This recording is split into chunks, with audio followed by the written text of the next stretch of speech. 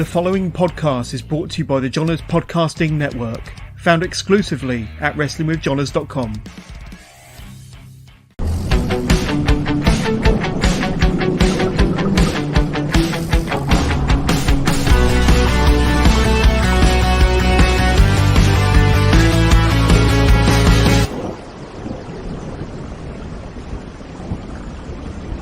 Hello, and welcome to another live episode of Wrestling with Johners, episode 323, getting ever closer to our 5-year anniversary as well. And for a Monday evening, Monday daytime, where my guest is, I'll introduce him in a second, sports broadcaster, former WWE announcer, and stand-up comedian, Jonny Loquasto. Jonny, great to have you on the show. How you doing?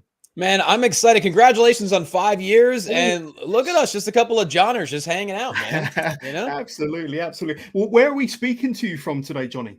I'm in California, so I am you're 8 hours in the future. So tell me what that's like. Yeah. So it's noon over where you are. So you've not even had your dinner yet, your lunchtime, your sandwich or anything like that. But I just started my morning coffee. I'm not gonna lie. You got your beverage. But you're a busy guy, and we will get into it. We're going to talk about your 13-year career as a sports broadcaster, your stint with the WWE. Can't wait to talk all about that. Your love for pro wrestling and all combat sports and everything in between, and of course. About your recent comedy show that's launched on your YouTube channel very successfully, I might add. And we'll talk about the numbers very, very soon. But some recent guests, just to extra entice people to hit like and subscribe to my YouTube channel. I've recently had Michael Oku, the current Rev Pro British heavyweight, undisputed heavyweight champion, no less, on this show. About a month ago, one of my recent live conversations with Kamikaze from Canada, of course. He's been doing a bit of tour over here in the UK since about April, but the Crazy Mofo joined me on this show a couple of weeks ago. Really fun conversation about his time training with the Hearts, training with Lance Storm, training with Roddy Piper. My most recent live conversation last week, as a matter of fact, was with Jordan Sparks, fresh off of 3 months training over in the States with Dr. Tom Pritchard over at JPWA. And some really fun stories, a really exciting young British talent to keep your eye on for the future. And my next live interview, in fact, in just 2 days' time, former WWE NXT UK star Shah Samuels, 20 years in the business. What this man hasn't done on the UK independent scene isn't worth talking about, but we'll be speaking to Shah live on the show, 8 o'clock UK time in just 2 days' time. Today, it's all about this guy here. And there we go, Jonny Loquasto. And of course, primarily, we have you on the show today to talk about Saudi Stepdad. Now, for many of my UK followers that might not know what Saudi Stepdad is, right. It's your latest comedy routine, isn't it? Your latest comedy show that's recently dropped on YouTube. Give us a brief synopsis about what the show is all about and kind of the thought process behind it as well.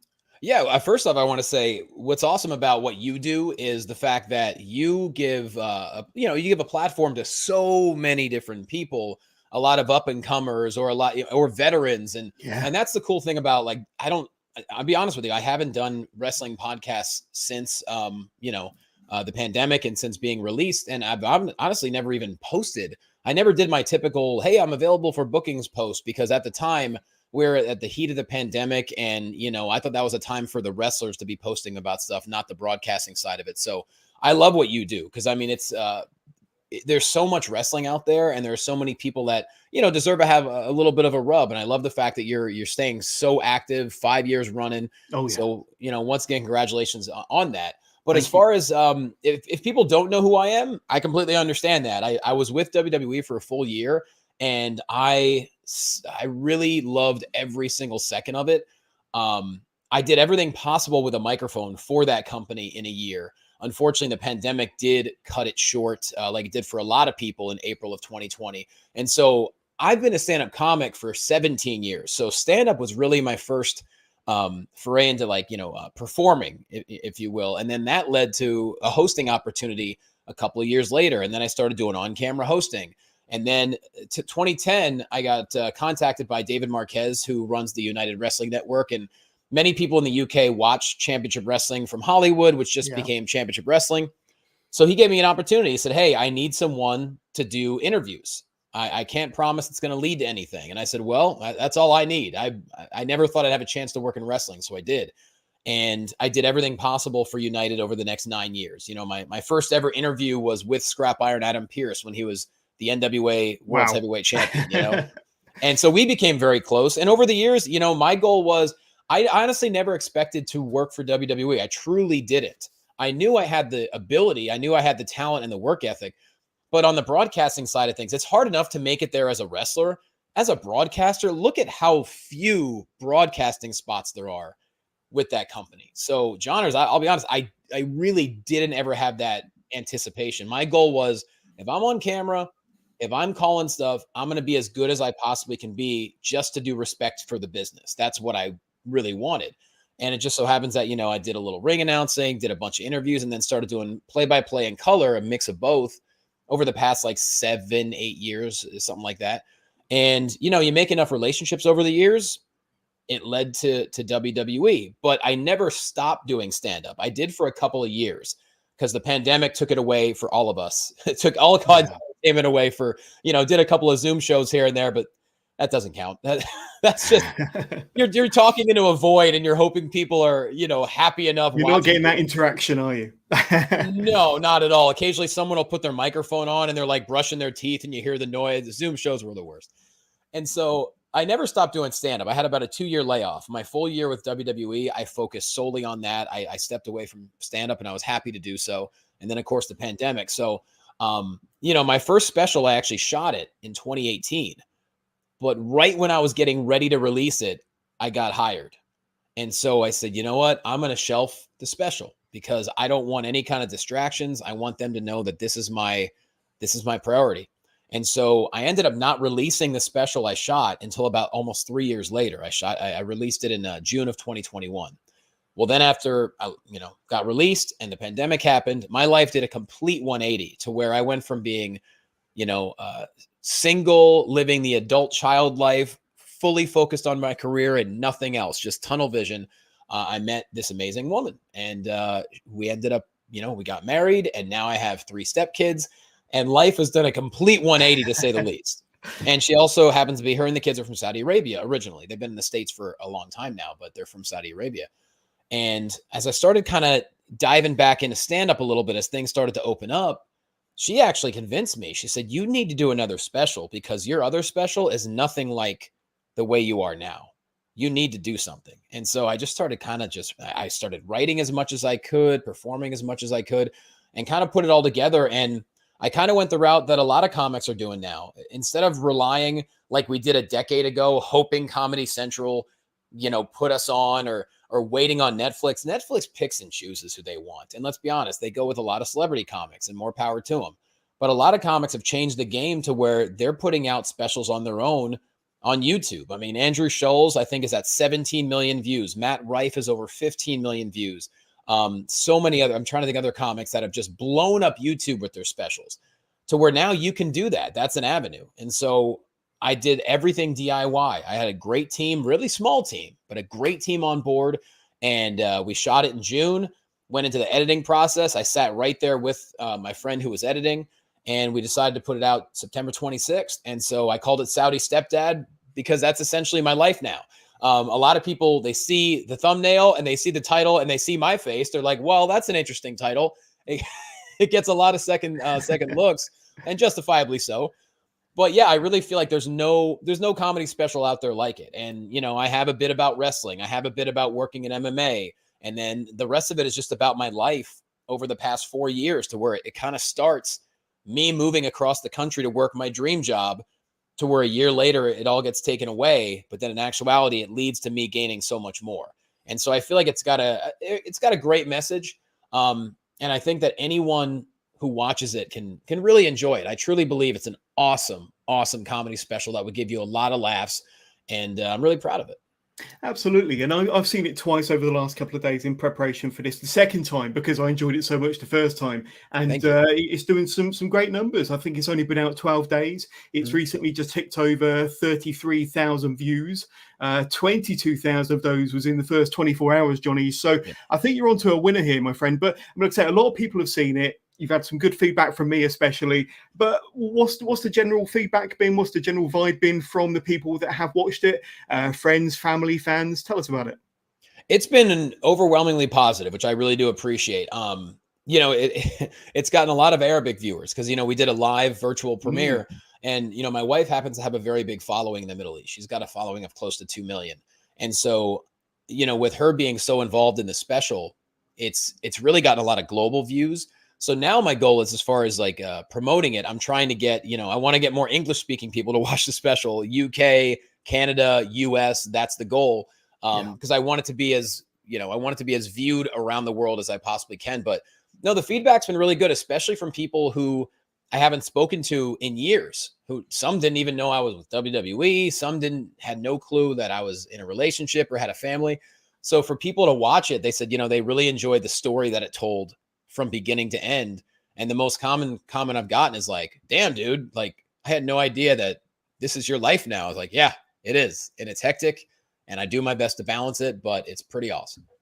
We're going to show a couple of clips from the comedy special that's available on YouTube, and we're going to tell you exactly where you can go to watch that very, very soon.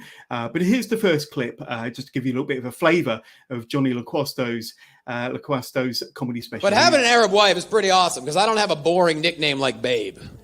Nah, my nickname is Habibi. I love being a Habibi. Just sounds like I should have chest hair flowing out of my unbuttoned shirt. Ooh. And I know what kind of mood my wife is in, depending on how she says Habibi. If she's happy, she goes, Habibi. If she's pissed at me, she says, white person. I'm like, right. 100% true. Absolutely. And like I say, that's just one of the many, like I say, it's 45 minutes long. So we'll break it all down very, very soon. But we spoke about kind of what sort of feedback you're getting from your family, friends and followers. What sort of feedback have you received from your wife, especially? Because a lot of the comedy routine and the set is based around your relationship with your wonderful wife and new stepchildren. What's her feedback been? I mean, she's funnier than I am. So she's been on board the entire time. I mean, she had seen essentially all the material prior to filming it. The weekend, actually, I shot on a Sunday night. The Friday and Saturday before, I had 4 shows where I was doing about 25 minutes each show. So it was a great opportunity to run everything before I actually filmed it. It gave me a lot of confidence. So she had seen everything, but also like I will run jokes by her, like all the jokes where I'm talking in Arabic. We did 2 tapings. The first taping went amazing, except I really rushed the parts with the Arabic and I didn't quite say it right. So in between shows, she was actually coaching me. She said, no, on the second show, say it this way and take your time and be slower with it. And that's what we did. And so any of the parts where I'm speaking Arabic, we actually used from the second show because she actually like helped me say it correctly. But I'll be honest, I truly, she's funnier than me. I mean, one of the reasons she has such a big following is her sense of humor, and neither one of us take each other. Like, we don't take ourselves seriously. I mean, look, we're from different parts of the world, but I think us being together is it's a great message. Like love conquers everything, all types of differences, And so we have to laugh at ourselves. So yeah, like when if I'm annoying her with something, she's like, listen, white person. I'm like, okay, you got my attention now. What? You know what I mean? Like, and so I'm slowly learning Arabic one word at a time. Like we film videos together where like she's trying to teach me Arabic, and almost always, this is not even me trying, I will mess something up horrifically to where it makes me sound absolutely ridiculous. But that's what life is for. You got to laugh. And so she played a huge part in creating the special and the material, me running stuff by her to see if it made sense. And so, yeah, I'm grateful for that. Let me ask you, at the very top of the comedy special, before we see you go out on stage, you're backstage with your lovely wife, and she appears to do something around your head, maybe a couple of air kisses, and then she says that she is protecting you from devil eyes. Mm-hmm. Did you ever find out what she meant by that? Oh, I do. That was actually an idea we came up with because basically the way it is now I love introductions to comedy specials. Like, I am a nerd for extra. Like my album from 2017 is a full-on concept album that has 32 tracks, that has fake commercials, an intro and outro. It ends with me doing the Vincent Price laugh from Thriller. I mean, I love extra. But And my first special has a 4-minute introduction sketch leading up to me going on stage. But, you know, times change to where the internet has no attention span. Like I say in the very first line of my special, you know, analytics show, if you're not hitting that stage quick, people might tune out. So I said, well, we got to do something to establish us. And I said, you know, what about where you're kind of spitting on my face? It's kind of like a good luck thing in a way. It's a way of protecting you from. So Devil Eyes is kind of the same thing as like envy. And it's a kind of a religious thing to where a lot of people, if there's envy, they might not even try to envy you, but if they do, that can cause damage to you. So this is something that you can do to protect you from envy. So she was doing that to protect me from envy/devil eyes before I ran out on the stage. But of course we did it in a funny way to where I'm like, hey, what are you doing there? Even though we do it to each other all the time. But I was like, that's the perfect quick little 20-second introduction, because people get to see her, all her fans get to see her and get excited. They see us together and it sets the tone. But then for people watching who don't understand it, they're like, huh, this is a real cultural gap between the two. This is going to be something. And that's kind of, to me, that little 20 seconds brings it all together, I think. But yeah, good question, because I know it is interesting. Yeah, absolutely. And you recorded it from the rec room, Huntington Beach in California, didn't you? And looks like the fans in attendance for that taping, they really seem to be into the whole set, laughing at all the jokes, which I suppose for a comedian is a massive relief when you get laughter to your jokes and to your set. But you know, that sort of material, I don't think you were playing before a wrestling audience, where you were wrestling fans in particular. Did a lot of the jokes seem to go over the top of their head at all? There were definitely some wrestling fans in attendance. Right. I want to say there were probably a few more in the last special I shot, but the last special I shot, I was in front of 300 to 400 people for each taping. I wanted this room to be much smaller and more intimate, because I changed so much as a person and as a comic over the past 4.5, 5 years. I wanted this to be more like a living room type environment. I mean, it's still a pretty big room. You could still jam 130 people in there, but I just wanted it to be a lot more intimate and a lot more conversational. And I really think we kind of like nailed that. But yeah, there weren't a lot of wrestling fans, I would say, in either crowd. Because I would look, anyone who wanted to come, I wanted them to be there. And some of them happened to be wrestling fans, but most people were just comedy fans. But at the same time, it was important for me to get a joke in about, you know, defending professional wrestling. And it was important for me to get a joke in about my life as a combat sports broadcaster, because those are two such big parts of my life. And I had to tell that story. And I couldn't tell the story without mentioning up front, like, hey, 4 years ago, I moved across the country as my dream job, you know, as a broadcaster with WWE. And then, of course, people started applauding. I'm like, yeah, I lost it. But anyways, like, because, you know, if that didn't happen, I wouldn't have the special. I wouldn't be telling this story. So my thing is honesty. Honesty as a comic is so important. I think honesty as a broadcaster is important. If you're not authentic with your audience, you're not going to grow as a person, and they're going to tune out. You have to be completely honest with people. And so that's kind of how my mindset was. Yeah, let's watch our second clip, which perfectly explains what you're on about your years in the wrestling business and the reaction that you get from people in the street. Love doing play-by-play. I'm very proud of it. I've worked in professional wrestling for 13 years. And, you know, when it's done right, pro wrestling is the greatest form of live entertainment on the planet, you know? But when you tell another adult that you work in professional wrestling, a normie, every single response is always, oh, you work in wrestling? You know it's fake, right? So's The Bachelor. Shut up. What's your point? You know? Everything is fake. You know the Pirates of the Caribbean movies? They're not real pirates. In real life, Captain Jack Sparrow's wife pooped in his bed.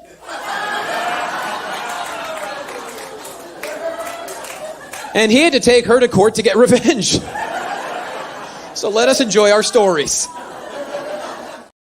Brilliant. I love that bit. Once again, that's another joke heavily inspired by my wife, because she was enthralled by the Johnny Depp, Amber Heard. Same. Yeah, absolutely. I couldn't have cared less. I wasn't paying any attention to it. She would just offer me this information. And I'll never forget, one day she goes, did you know she pooped in his bed. I was like, what? And she told me about it. I was like, you got to be freaking kidding me. And so like I had a joke on my last special about professional wrestling, which, and you know, luckily it's done really well on like Instagram. I recently reposted it and everything where I'm defending wrestling. It's a bit of a longer bit, but I was like, well, I still need to do it for this one because now when I shot that special, I had not done WWE. I hadn't done a lot of stuff overseas. Now I have, to where it's like, in my opinion, I'm carrying a flag for pro wrestling every time I step in front of a microphone, whether it's comedy, whether it's broadcasting, whatever. So she helped me because she told me about the Johnny Depp Amber Heard trial. She essentially helped me write that punchline because I honestly may not have even known because I don't pay attention to that stuff. But she loved it and it was very entertaining. Absolutely. I think this was your first comedy special that you were referring to a moment ago, filmed in 2018, released 2020 or 2021, but still available, still out there. And there we go. I think it's available on various streaming platforms. Yeah. But if I'm not mistaken, maybe earlier on this year, did you do a comedy tour with WWE Hall of Famer Rikishi? Well, that was actually in the spring of 2019. Ah, okay. Got some pictures here. But yeah, tell us a bit about that. How did that all come about? As you can see, way before I had facial hair. So, yeah, it's just crazy how, like, man, I always say all the time, like, if I never do another thing in pro wrestling, I've already been given more than I ever could have anticipated, you know, from just saying yes to doing interviews on NWA Championship Wrestling from Hollywood in 2010 to what I've been able to do. Now, don't get me wrong, I've worked relentlessly, but at the same time, you know, the saying in wrestling is wrestling doesn't owe you anything, you know? And so many things have happened to where like, I look back on it, I'm like, how the hell did that happen? And so what happened was I was reached out to by Rikishi's agent at the time, right? And he reached out and said, hey, Rikishi wants to do essentially a storytelling tour, kind of in the vein of the way Mick Foley had reached so much success. And I know he's done shows in the UK, and I love Mick. He truly is one of the greatest human beings. I mean, I can't believe he's nicer than even I can explain. Like, I'll never forget a little over a year ago, I was calling play-by-play for the first wrestling showcase for the Premier Streaming Network, which is like a new streaming network that they're really growing. It's co-owned by Freddie Prinze Jr. now, which is really great. They're doing tons for pro wrestling and combat sports. We've got some companies over here in the UK that use the same streaming platform, yeah? Yeah, I'm very close with them, and I speak very highly. They're awesome to work with, right? And so I called the first ever wrestling showcase where Matt Cardona won the championship at the end. And, you know, I'm back in the locker room area, I guess you could say. And I had my back turned. I was working on my notes, and I hear, oh, hey, Johnny. I turn around, and it's Mick. And I was blown away. Like, look, Mick and I have worked together a few times. I've even opened for him on his comedy show. But never in my wildest dreams would I think Mick would see me and recognize me and say hi to me. Because to me, he's Mick Foley. Who am I? And that just goes to show the kind of person that he is. I mean, now granted, when I was calling 205 Live, his son was the head writer. So obviously I'm sure he was watching. So maybe that's why. But at the same time, I was just blown away that someone like Mick Foley would actually see me and remember my name. Oh, hey, Johnny. I'm like, oh, hi, Mick.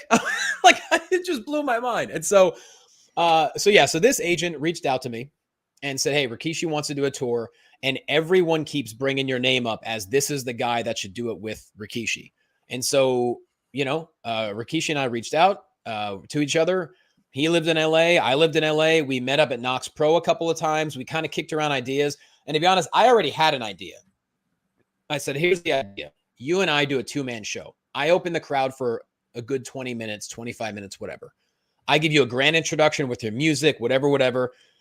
And then you have your stories ready. So him and I kind of structured the shows together before we ever did a show. And then he said to me, hey, you know, I think I'd be more comfortable if you stay on stage during my set. I said, all right, cool. I said, how about this? I will put a stool in the back possible corner of the stage. So you have the entire stage. I said, I'm just back there with a microphone. And he's like, that way you can keep me on track. You could riff with me. We could have some fun. And that's what we did. And unfortunately, we only did 4 dates, but we had so much fun together. And I remember it was late March. We finished our 4th show together.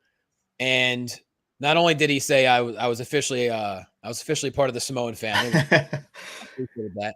He called me one day, and I'm not kidding. I was offered my WWE job like the day before or something. And he called me and said, hey, Johnny, he's like, I want to talk about like, let's come up with some ideas to do some new dates. And I said, Keish, I would love to do that. I said, but I'm not supposed to say anything, but I kind of just got a job. And he paused for a second, and all I hear is, I knew it, brother. I knew it was going to happen for you, brother. And so, yeah, we are still buddies. I try to stay in contact with him as much as possible. Knox Pro's doing great. And if you look at that family tree, my goodness, his two sons are just unbelievable. Oh, yeah. And not to mention Solo, three sons, I should say, just 100%. Unbelievable. And I'm sure he is I know he's a very, very proud dad. And I'm looking forward to seeing him get involved somehow in this story. But love working with Rikishi. It was an honor, man. Such a great guy. Absolutely. I'm interested to know about the art form of comedy and stand-up comedy in particular. Tell us a bit about the art form as far as you're concerned, and what made you fall in love with comedy, and kind of how you see stand-up comedy as an art form in your own head. For me, I grew up as a fat kid. I was about 165 pounds when I was in 6th grade. So for me, and this is the early 90s when, no one really cared about bullying. You just got bullied and you dealt with it. Fortunately, there was no internet at the time. So you got bullied in school. Guess what? You leave school. You don't have to get bullied again until the next day. So for me, I just developed a sense of humor to kind of, I don't know if it defend myself in a way, or just like kind of deflect. Anyone who had an awkward childhood had to come up with some kind of defense mechanism, and humor was mine. And so I just became kind of like an outgoing personality. And then the show that really hit me was In Living Color. When that came out, it just hit me at the right time. There had never been a show like it on television. To this day, I still say it's underrated. I still say it's underappreciated. You look at the amount of superstars that have catapulted from In Living Color. I mean, Jim Carrey, Jamie Foxx, David Allen Greer, all the Wayanses, Tommy Davidson. The list goes on and on. That show just, it warped my sense of humor as a little kid. Because also, let's be honest, there weren't many urban comedy shows on television at the time either. And Living Color was a trend-setting show in so many ways. And I just loved it because to me, In Living Color was like comedy for the underdog. And that's what I think comedy is. I think comedy is meant for the underdogs, and so for me, I always make sure, like, it's just for me to write, when I write my jokes or when I write material, it's always coming back on me. The punchline, if it's got to be self-deprecating. I don't like punching down. I think punching down, it can work sometimes, but for the most part, it really doesn't. Sometimes you have a punchline that might look like it's doing that. Well, then I got to find a way to bring it back onto me, to make me look like the butt of the joke. And so to me, comedy is really like, it's really the underdog. I feel like that way is with music a lot of times too. And that's why I think a lot of times you see comedians, they get incredibly famous and people wonder, well, like, I don't know, why are their specials not any good anymore? It's because they're not struggling. There's no struggle anymore. You've reached the peak. You've reached your level of success. You have as much money as you'll ever need. So what are you going to talk about?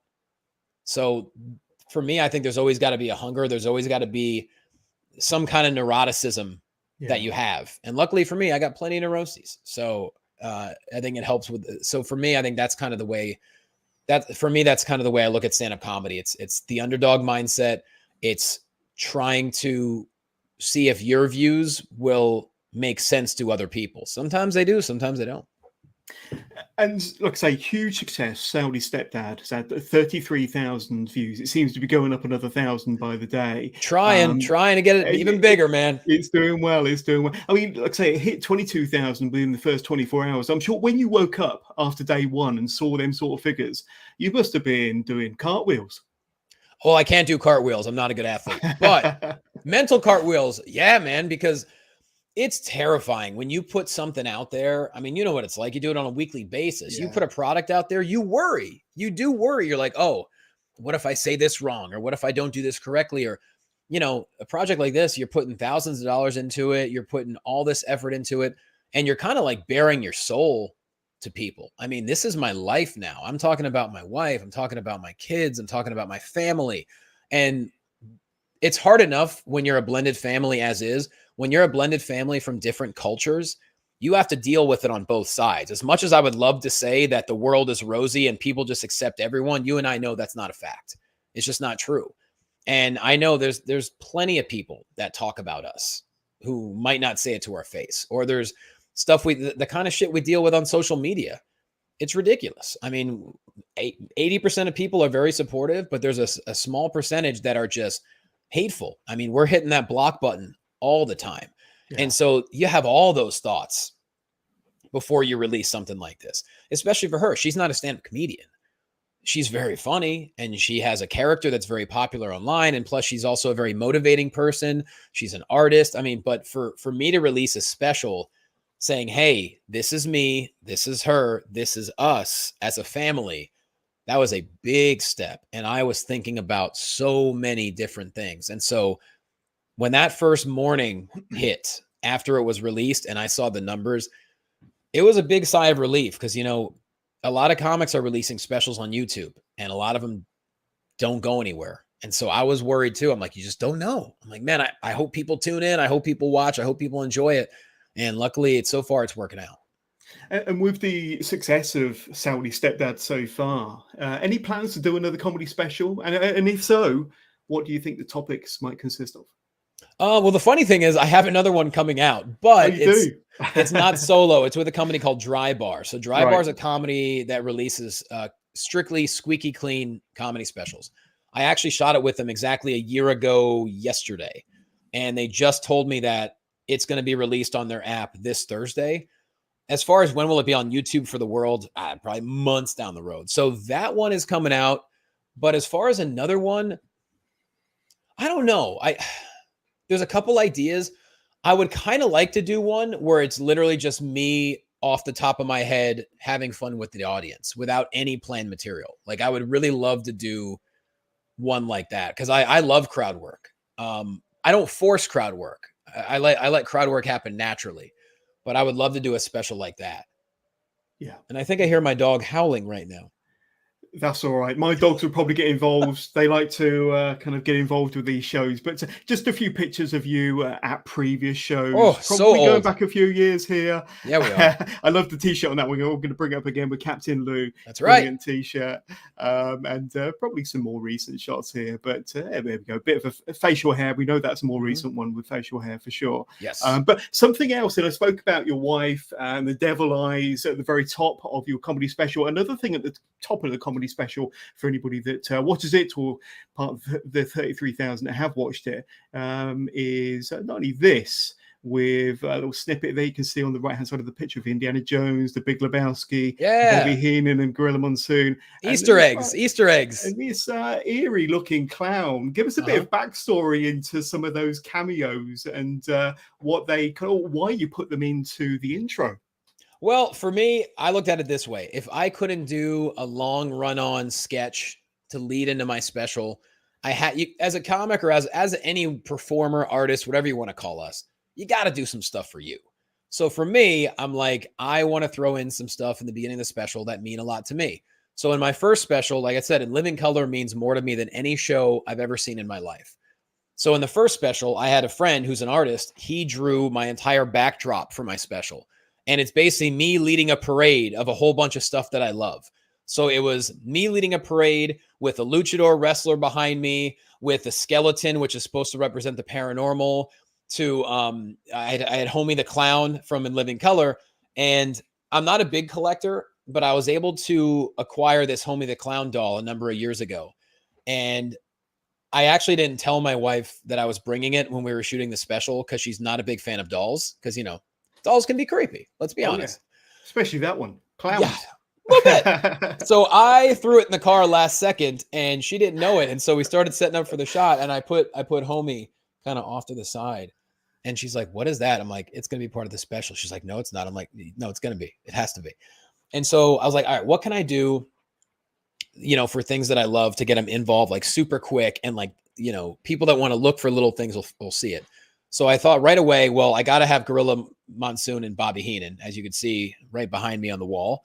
Yeah. And also Big Lebowski is one of my favorite movies ever. And I just thought the Indiana Jones scene was really funny. And so I actually had our 12-year-old who's really smart. I mean, he just built a computer a week and a half ago. We went and bought all the stuff and he put it together, which blew my mind. he wanted to mess around with some Photoshop. I was like, well, hey, can you Photoshop me into this Big Lebowski photo and this Indiana Jones photo? And he goes, sure. So he did it. And I said, well, guess what? You're going to be part of the special now. So of course he's in the closing credits as well. So it's kind of a cool way to get like him involved and also the stuff I love involved. I knew the wrestling fans would pop to see Bobby Heenan and Gorilla Monsoon on the mirror. And I knew the comedy fans who love and live in color would see Homie the Clown and be like, oh, that's awesome. And so for me, those just for me. I mean, Gorilla and Bobby meant so much to me growing up, and Living Color meant more to me than anything in comedy. So I wanted to put them all together. Absolutely. And we're going to move on to combat sports and wrestling very soon, I promise you. But just to kind of cover off the comedy special, where can my viewers and listeners watch that? I know that we've got your socials scrolling along the bottom of the screen. We'll go into detail about your socials a bit later. But where can they watch your comedy special directly after watching this, of course? Yeah, super easy. YouTube.com/Jonny Loquasto, JONNYLOQUASTO. That's my YouTube page. It'll be right there at the top. And you're going to enjoy it. And if you do like it, click that thumbs up, write a nice little comment, and send it to a few friends. It's free. And the more people that watch, the better it is. I would love to be able to start touring a little bit off this. So we'll see what happens. Get you over here in the UK. Oh, man, that'd be a dream. Are you kidding me? That'd be good, wouldn't it? That'd be good. We did have somebody reach out to us now, watching us via Facebook. Now, we are live via Twitch, Facebook Live, and YouTube. So if you want to send in questions for Jonny Loquasto, you can do.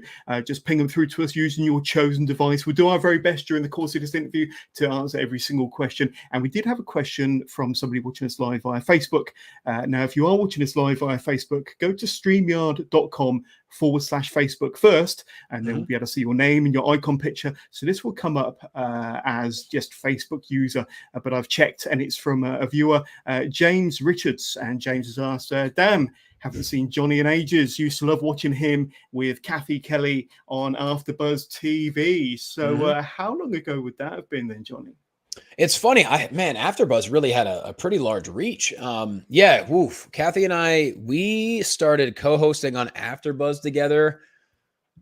I want to say maybe early 2014, something like that.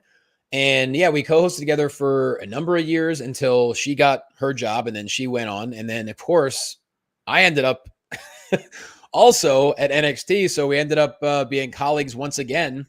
That's really for a good amount of time. And then she ended up leaving. I want to say it was shortly before, right around maybe after the pandemic. I'm not sure, because it was sometime early 2020 when she decided to step away. Because I remember there was a 2-week run on television where they didn't have anyone to do interviews on TV.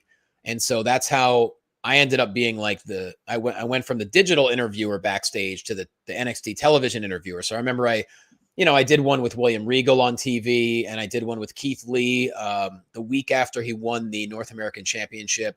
Did a couple ones. So it was really cool to have a 2-week run. I knew it wasn't going to last long because I knew they preferred to have a woman in that role. And then obviously Mackenzie Mitchell stepped right in, and she's incredible. So, but it was really cool to have those 2 weeks to where I jumped in there. But yeah, Kathy and I, many years, I want to say probably, about 9 years ago, we started working together. Wow. And AfterBuzz, Maria Menounos and Kevin Undergaro, they gave a great platform to so many hosts over the years. And it's pretty cool to see that many people watched us over the years. Absolutely. And we mentioned that 13 years as a sports broadcaster and play-by-play guy. I'm just going to bring up some pictures here because I think a lot of these are from this year. You've been a busy guy. 2023 has been a great year for you, not just around North America, but traveling around as well. But tell us a little bit about 2023 in a nutshell, as far as where you've been, what you've been up to, and what sort of fun you've been having. You had to show Zicky Dice knocking me on my ass, didn't you? I'll bring up again. The outlandish one. I'll tell you what. Actually, no.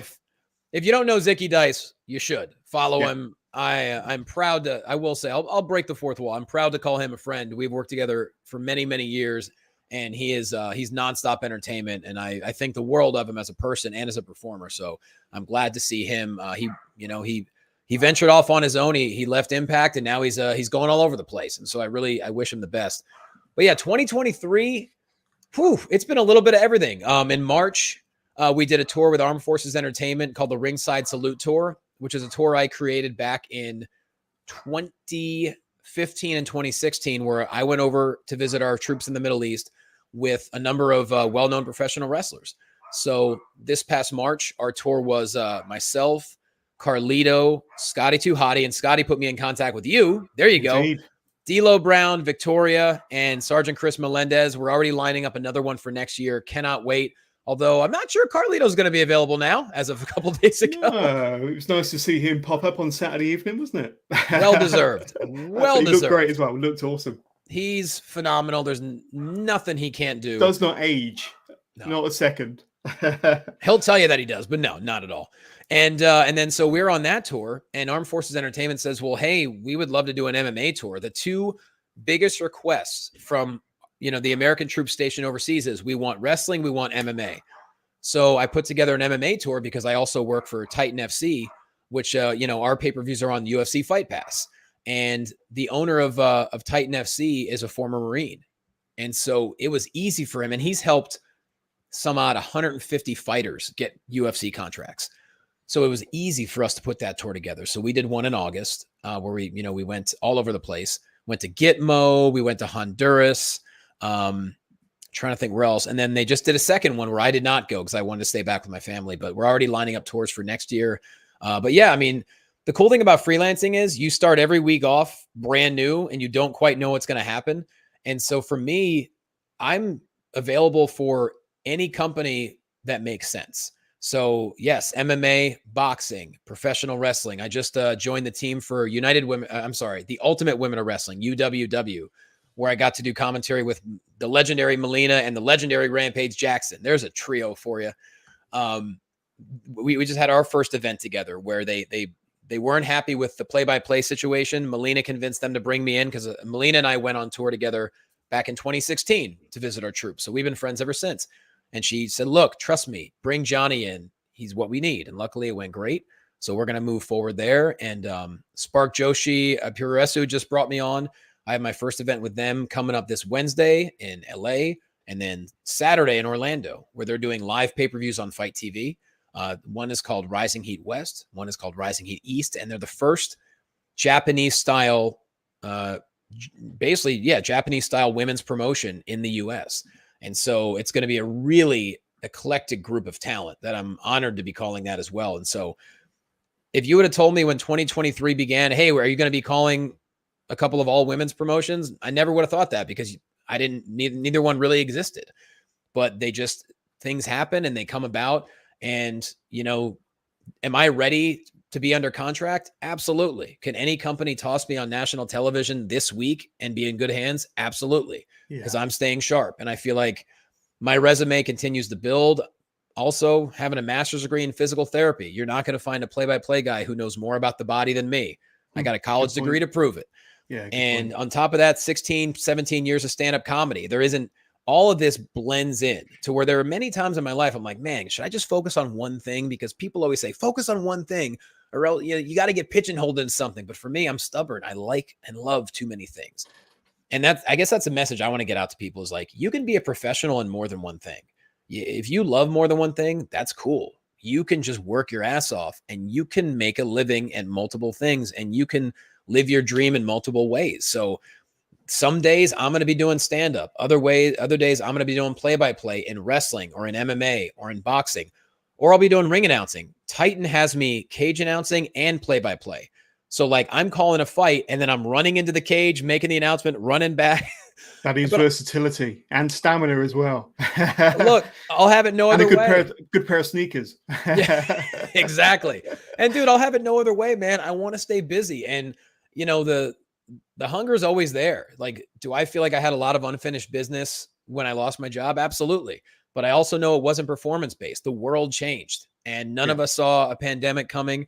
And we all just had to figure out our way. And I'm even better now than I was 3 years ago. There's no doubt about it. And what will the future hold? I don't know. Maybe I'll receive an opportunity with a company on national television. But if it doesn't happen, that's fine because I'm going to keep on pushing. And any company who works with me is going to get the best possible broadcast. That's the way I look at it. Absolutely. Just going to bring up this picture, and it's from a recent tweet Yeah. And yourself and Carlito enjoying an Egyptian sugarcane juice. Uh-huh. I'm sure that's all the energy, all the fiber you need for a day's work. But Delicious. So something else looking ahead, and just a couple of months around the corner, something to get really excited about is yourself. You're going to be part of the Yeah, Jericho that too. I Cruise. forgot. Yes. Here we go. 2024 is kicking off with a bang, and you're going to be there January the 26th through to the 30th. Miami to Mexico on the Jericho Cruise. JerichoCruise.com is where you need to be heading to get your tickets now, to get your chalets now, your cabins now. But you're not there in a play-by-play capacity. You're going to be there as a comedian doing your stand-up routine. Tell us about that, because that must be a huge thrill for you to have that opportunity in the first place. Oh, big time. I mean, look, it's one of those things where I kind of had the opportunity over the last couple of years, but for me, I've always been very specific about keeping my wrestling and my comedy separate, because as a play-by-play guy, like, I know my role. I'm very traditional when it comes to play-by-play. I think the play-by-play dude should not be making it about himself. He needs to tell the story. He needs to drive the car, direct the traffic, kick to the color commentator, because they're the star of the team. So the last thing I want people is assuming, if they see comedian and play-by-play guy, I don't want them thinking, oh, this guy's just going to be a goof on a broadcast. Nah, trust me. I do not like most comedy in wrestling. I don't think it's done well. I don't think it's done subtly. I think it's way over the top and it doesn't work. For me, I take play-by-play so serious and I take comedy serious. So I rarely combine the two. But I finally got to the point where I gave myself a break. I was like, you know what? I've done enough to prove myself in broadcasting. I've done more than enough. And I've certainly done more than enough in stand-up. And when I got asked to do it, I said, you know what? Yeah, why not? And I did tell them, I said, look, if you need anything, ring announcing or play-by-play or whatever, I'm happy to jump in and do that. Keep me busy, because I don't drink. I'm not going to be partying. So it's just like, I got to do something on this shit besides my comedy shows. You know what I mean? So we'll see what happens, but I'm looking forward to it. I'm pretty sure it's already sold out or very close to sold out. So it's definitely an honor to do it. And I'm very exciting. And the cool thing is, like, I'll get to see some old friends. I'll get to make some new friends, and it'll be great. Absolutely. And to tell us a bit about your wrestling fandom then. I think you've probably touched on it during this conversation already, but what kind of pulled you in the very early days? And were there any kind of larger than life personalities that pulled you in and captivated you? Man, I think it was, I started watching so young. I want to say I was like maybe 5 years old. How old were you when you first got into it? Oh, quite late, actually, 16, but we're talking 30 plus years. So I really started getting into it. I tell a lie, probably more than that, because I used to watch World of Sport with my nan every Saturday afternoon. So probably about 35 years, I probably would have been in my teens already.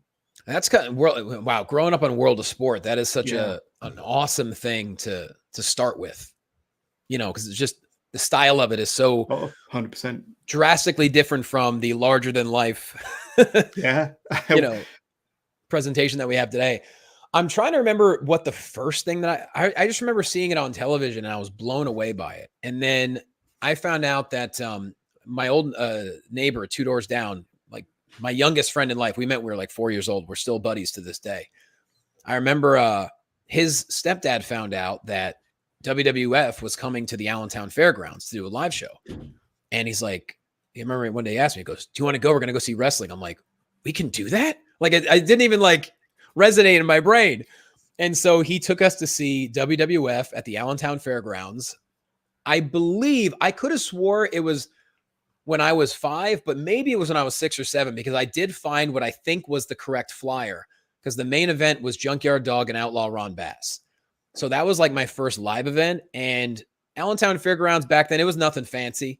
I mean, we're not talking about basic guardrails, curtain, no theatrics, nothing. But as a little kid, it was all we needed. And I was just roped in. And so at that point, anytime they would come to Stabler Arena near Lehigh University or the Allentown Fairgrounds or anything like that, I did my best to try to go there. And then, of course, we had what I called the cheater box when it came to cable, where there was a little box, there was a little black switch, a little red switch, and you hit the black switch, and guess what? You got all the pay channels you wanted. Well, yeah, my dad, brother, and I would watch every single pay-per-view as a kid. And those are some of my favorite memories because pro wrestling was really the one thing that brought the three of us together. My dad and my brother had a lot of interests in common. They both loved cars. My brother loved scouts. My dad loved scouts. None of that was of interest to me, but pro wrestling really brought us all together.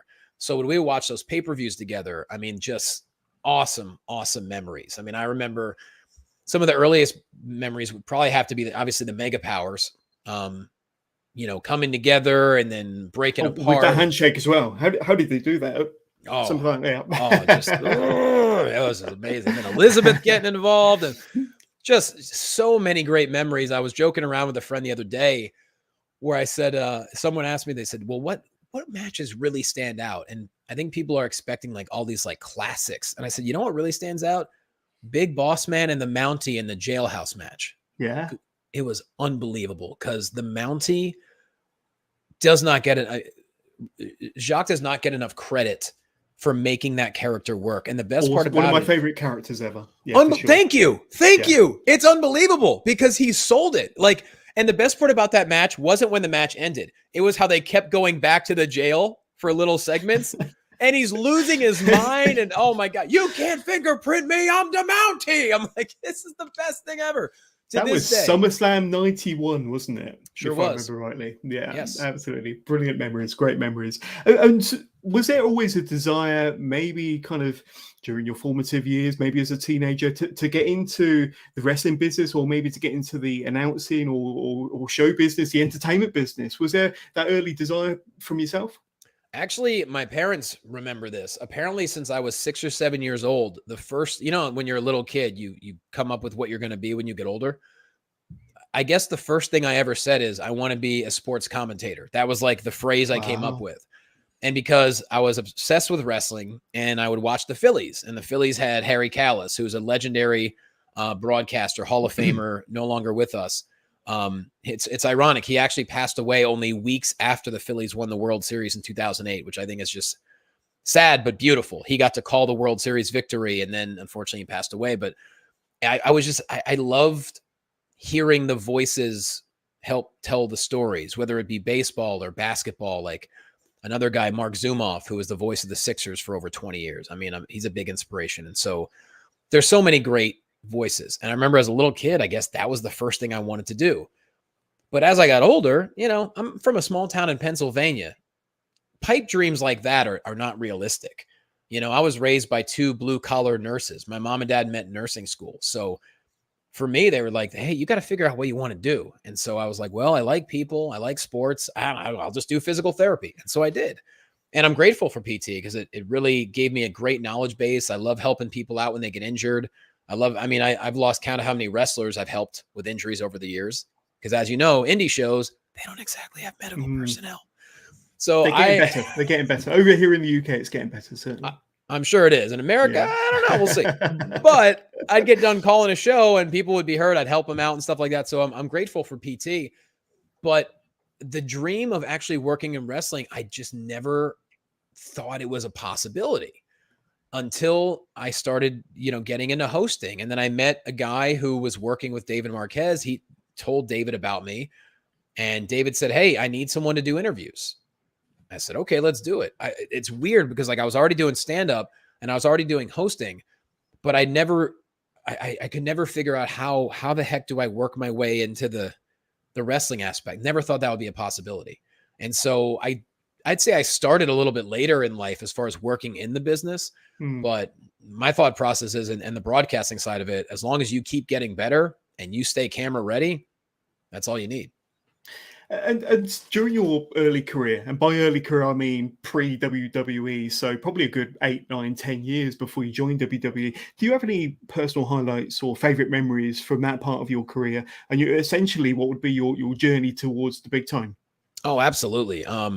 Number one, the camaraderie. I will say this. I'm so grateful to wrestling because I've made closer friends in wrestling than I have in comedy. Keep in mind, I've been doing comedy for 16, 17 years. And people always ask me, like, what's the difference between wrestling and comedy. For me, there are a lot of parallels. If you notice, a lot of comedians love wrestling and a lot of wrestlers love comedy. It's synonymous all the time. To me, the biggest difference is if you're going to be truly successful in wrestling, you have to know how to work with other people. You have to, or your success is going to be short-lived. If you're a comic, you could be the biggest, most selfish prick in the world, and you could still find success because as a comic, you are solo. And that's why I'm not shocked. With this special, I've gotten way more support from the wrestling and combat sports community than I have from comedians because comics are insecure. They don't want to promote anyone else's shit. They want to promote their own shit. Whereas wrestlers and combat sports people, they're like, oh man, this is awesome. This is one of our own and he's putting out a special. Hell yeah, we're going to support it. And that's what I love about it. And so that's the biggest thing is the camaraderie, making so many good friends over the years and just being able to do stuff. You mentioned the tour with Rikishi. I mean, getting to open for Mick Foley. I was part of a team that brought pro wrestling to Pakistan for the first time ever. And that was in 2017. And then I went back in 2018 and they're called Ring of Pakistan. Great group of people. And it was crazy doing that. Like I wore every hat for them, every hat possible. I did it over there. And when we went over there, it's kind of hard for us to recognize, but people in Pakistan only knew WWE. They didn't even know that there was professional wrestling. They just knew WWE, if that makes sense. Yeah. They didn't know there was anything else. So for us to bring wrestlers, I think I want to say 16 different countries were represented with the talent that came in. These fans, and we were doing thousands of people. You know, one was an open arena, one was indoors, but thousands of people packed out. And it was unbelievable. Just the energy was nonstop. Like they had never seen anything like it because all they knew was watching WWE on television. They didn't know there was professional wrestling outside of WWE, right? And so being a part of that, I mean, oh my God, the memories are unbelievable. Like just to be able to do that for 2 years in a row, stuff like that, you just don't forget.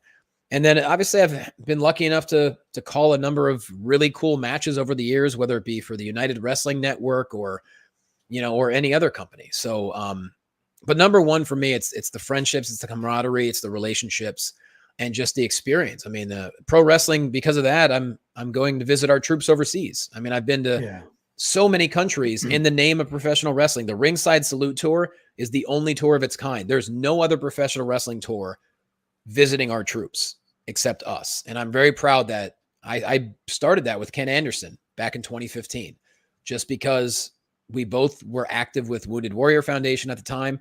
And we wanted to give back. And Armed Forces Entertainment, I had a connection there. We made it happen. And the tour is so beloved that we're going to go back again next year. And we're going to hopefully be doing it for a long time coming. And that's really what means the most. When you see pro wrestling is so global, it's awesome. It really is. I'm going to bring up some pictures of your time as a sports broadcaster, possibly pre and post WWE. We'll talk about WWE very, very soon. But you mentioned about the camaraderie, some of the great people that you've met over the years and worked with, of course. And I'm sure some of these are bringing back some great memories. And of course, you mentioned Championship Wrestling, formerly Championship Wrestling from Hollywood. But then it all changed, didn't it? And NXT. There you are, the black and gold brand. And tell us again, give us a bit more of an insight into how that happened, how that opportunity came about. You grafted, you got your name out there. You dedicated yourself as a broadcaster for so many years before getting that opportunity. How did you get onto WWE's radar? Good question. I mean, I think it was really just relationships over the years. I don't know for a fact, but I'm fairly certain that people like Adam Pearce and Nigel McGuinness played huge parts in it, because Nigel and I have been friends for probably about a decade. And, you know, I'm so happy for his success. I mean, if anyone deserves it, it's Nigel. You want to talk about humble? Nigel's overly humble. So I am so glad not only when they first announced him for Ring of Honor, but now he does a lot of the big pay-per-views, as he should. He's so good as a color commentator. He is one of the absolute best in professional wrestling right now, if not the best. That's how great I think Nigel is. And Adam Pearce speaks for itself. I mean, you look at his career in the ring and now look at what he's doing now. I mean, he's everything he does is real. It's authentic. And that's why he's so awesome on camera. I really think it was two of them really just vouching for me. And because it's not very often when an opportunity comes up like that. There are very, very few broadcasting spots. And it just so happens they needed one. I guess they both were vouching for me. And I sent them all my materials. And sure enough, they didn't even audition me. They said, look, we don't feel there's a need to fly you across the country to audition when you've already proven yourself. And we have a lot of people who vouch for you. Wow. And it meant a lot because usually they would always audition people. And unfortunately, when the day happened, when those mass releases happened, I was flat out told, we had high expectations for you and you exceeded every single one of those expectations.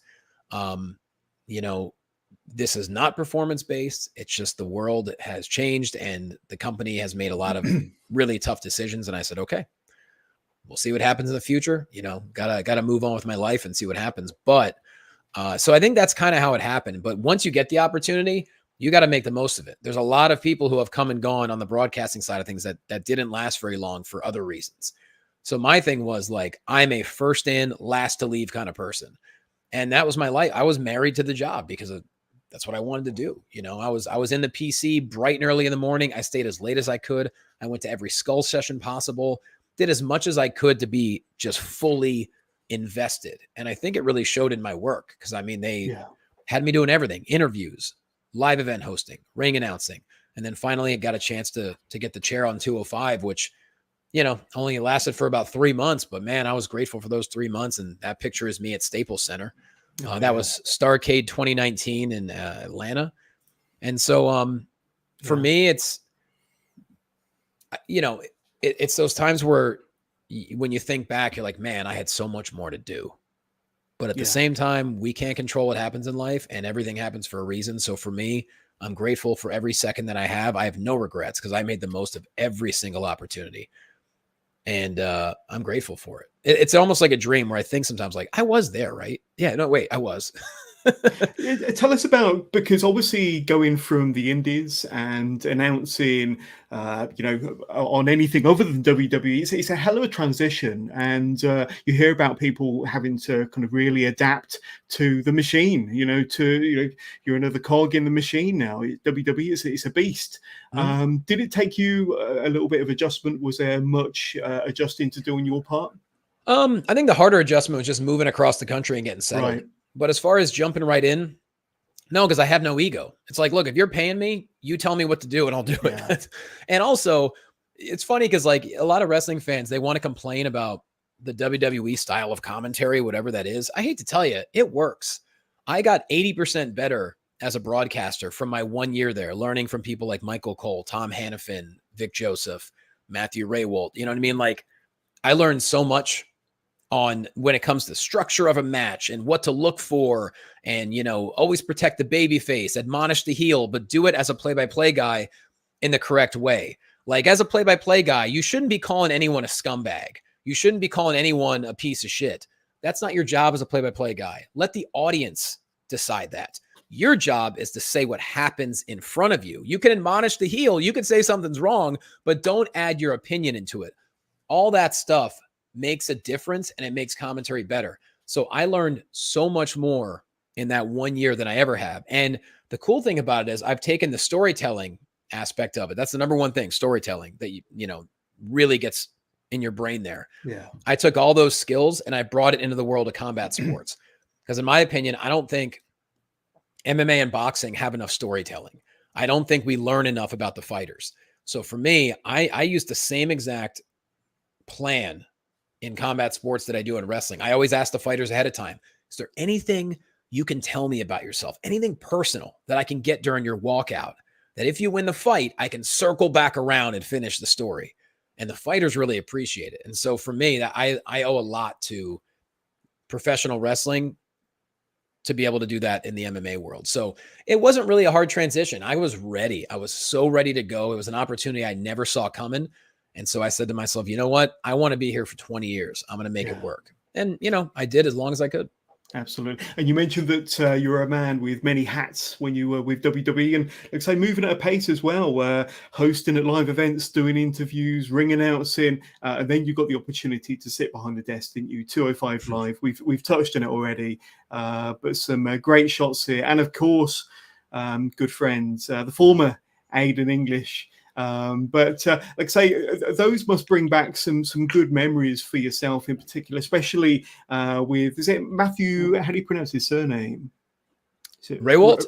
Ray Waltz, yes. Yes. And like I say, you must have built up a good connection with Matthew and had some good fun. But 205 Live was, I think, a very much underrated show. I certainly kept up with it as much as I could. The action was red hot every single week, and to get the opportunity to call some of the talent that were involved in some of the matches that you witnessed must have been a thrill. When, of course, you were living your WWE dream whilst doing it. It was so surreal. And on top of it, my first ever broadcast was actually November of 2019. Tom was unable to call that night. So he said, hey, I'm going to have you call this one. Of all places, it's in Philadelphia. The same arena that I'm not kidding, the same arena that I went to the Royal Rumble 2004. The same arena that I would go watch the Sixers in. I mean, mind-blowing that my first broadcast is in Philly, where I went to college. I went to college 15 minutes from that arena. It was completely insane. Like, I did my best to take in the moment. My only regret is that I didn't take more photos and videos because I wanted to be professional, which now I learned, screw that. I want to take photos and videos so I have memories. But just the walking down that ramp and sitting in that desk, and you sit in that chair and you just look around, you're like, oh my God, there's thousands of people here, and there's the Titantron. Oh, and there's the camera guy. Oh, this is really happening. It was crazy, and it never gets old. I mean, man, and obviously 205 had a lot of changes. Yeah. I preferred it when it was after SmackDown 45 minutes because the guys really got to work. You would always get at least 2 10-minute matches and then a solid 15 to 17-minute match, which you rarely ever got, on, say, Raw or SmackDown. And so it was kind of like the wrestlers got to be creative. And I thought the roster 205 was awesome. It was always changing, but it was awesome. And I was so grateful to be able to call that and just, man, what a time. Like I said, it didn't last long. It only had a little over 3 months, but I definitely cherish every single broadcast. And every single time walking down that ramp and just looking around the arena. And a lot of people like to say, oh, well, people left after SmackDown. In my experience, the arenas were still 70 to 75% full, which we're still talking 10,000 people. Yeah. And never got old, man, sitting in that chair. And the people that work for that company, the production, the staff, the camera operators, they are so good at what they do, and they make you feel so comfortable. I speak the world of them. And being able to work with someone like Byron Saxton, I forgot to mention him, a pro's pro. And my final broadcast was actually with him. Obviously empty arena during the pandemic, but I'm glad I was at least able to get one broadcast in with him before everything changed. But yeah, truly grateful. The most surreal thing ever. When you're a little kid, I'm watching these two guys behind me on my wall, and I'm like, technically, I'm kind of at the same table right now. It's pretty cool. Yeah. Absolutely. And tell us a bit about Michael Cole, because I think he is in charge of the announcers and the commentators within WWE. Did you get a chance to work with him much, get much feedback from him? And second part of that question, do you know if there was any plans for you for the future? Obviously, you're making quick progression, covering a lot of ground in your short time there. Was there any talk of where they might like you to end up next? He was incredible to work with. And no, he was very, very helpful. I got to sit next to him at Worlds Collide in 2020 in January when, he was essentially producing it behind the scenes, and he had me sit next to him just to kind of take it all in and learn. And, I would see him at SmackDown TV every week because, obviously 205. And so anytime he needed me, boom, I'm there. And so he was fantastic. And I'm glad that finally over the last year or so, the hardcore wrestling fans are finally taking to him and realizing like, okay, he's great. 100%. Yeah. I mean, 26 years with the company. That's incredible. And so I learned a lot from him, and yeah, I speak the world of him. As far as the future, like I said, I'm a free agent. I'm freelancing. I'm open. I mean, I left, on great terms. Yeah. I loved working with everybody there. Obviously, the company's always changing, so you truly never know. But at the same time, whoever is interested, I'm open to talk, because I know that any company that brings me on, and this is not me, I think humility is important, but I think I'm at the point in my life where being honest is more important. Any company that brings me on is better because of it, because there isn't anything I can't do with a microphone to the highest level possible for professional wrestling or combat sports. And so I don't know. We'll see what happens. I mean, you never say never, right? Who knows? Absolutely. Yeah, 100%. And a bit of a loaded question, and I think you covered it a little bit. Do you still have goals, desires, dreams within the combat sport, broadcasting, wrestling, play-by-play, things you'd like to achieve that you haven't done so already? Sure. I mean, in the MMA world, I just want to do more. Yeah. Like I'm honored to be working for Titan FC. Like, I mean, I love being part of their family. Lex McMahon is the CEO. He's such an amazing person. And on top of that, he does so much for veterans out there. And the way he runs Titan FC is so professional. And, we have a pay-per-view coming up this Friday in Miami, Titan FC 84. If you watch UFC Fight Pass, check it out. But at the same time, I would love to do more. I would love to have an opportunity with UFC. Obviously Titan is affiliated with Fight Pass, but for me, every experience I get, it's going to make me that much better. So I would love to have some kind of opportunity with the UFC in some capacity. I don't know how, but I'd be open to that. And as far as professional wrestling, I still have yet to work an event in the UK. I think that'd be great at some point.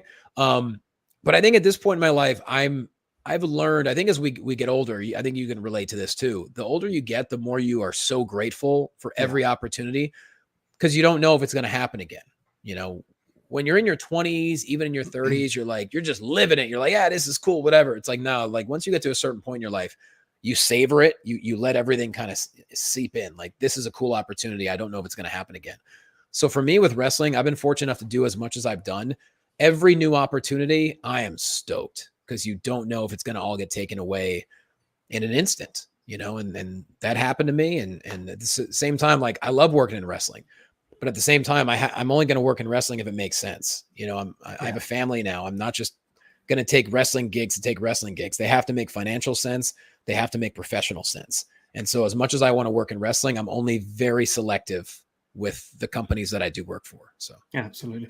Jonny, we're going to ask you for your socials very, very soon, but just a quick plug for my next live interview. Yeah. And it's this guy here, Shah Samuels, will be coming onto the Wrestling with Jonas podcast in just 2 days' time, Wednesday, the 11th of October, 8 p.m. UK time, 20-year pro, former WWE NXT UK star, former Rev Pro, British undisputed cruiserweight champion as well. And this guy is a pro through and through. You're not going to want to miss my next live interview with Shah Samuels in just 2 days' time. But Jonny, it's been awesome speaking to you for a little over an hour. But before we say goodbye, where can my viewers, fans, listeners reach out to if they want to learn more about Jonny Loquasto, more about your content, more about Saudi Stepdad? Where can they do so, my friend?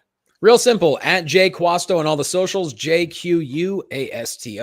YouTube.com/Jonny Loquasto is where you can actually find Saudi Stepdad, the special, along with, other videos that I have there. And that's really it. I keep the socials pretty simple. I keep them straightforward all the way through. And I appreciate anyone who's watched it. I hope it's been entertaining enough for you, especially, you probably don't have too many people on the broadcasting side of things. And so I try to be as interesting as possible. So hopefully people enjoyed it. Yeah, there we go. But Jonny Loquasto, you've been an awesome guest for episode 323. I wish you nothing but the best. Would love to see you over here in the UK. I hope Saudi Stepdad goes from strength to strength. But thank you for being an awesome guest, my friend. No, thank you so much, man. I really appreciate it. Thank you.